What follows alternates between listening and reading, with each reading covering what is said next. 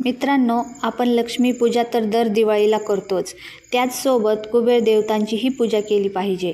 मी आज तुम्हाला कुबेर देवताचे महात्म्य आणि त्यावर 5 मुद्दे सांगणार आहे. चॅनलवर नवीन असाल तर अंतरंग स्टोरी चॅनलला सबस्क्राईब करा व बेल आयकॉनवर क्लिक करा, म्हणजे अशीच नवनवीन माहिती तुम्हाला बघायला मिळेल. धन आणि वैभवाचे रक्षण. कुबेर देव हे देवतांचे खजिनदार म्हणजेच धनपाल आहेत. लक्ष्मी देवी जिथे धन निर्माण करतात तिथे कुबेर त्यांचे रक्षण करतात.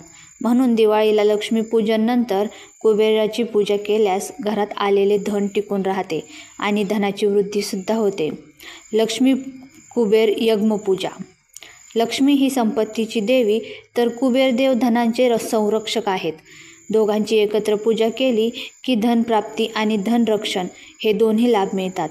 अनेक मोठमोठे व्यापारी आणि उद्योगपती या दिवशी कुबेर यंत्र किंवा कुबेर मूर्तीची विशेष पूजा करतात. घरातील सुख, शांती आणि समृद्धी.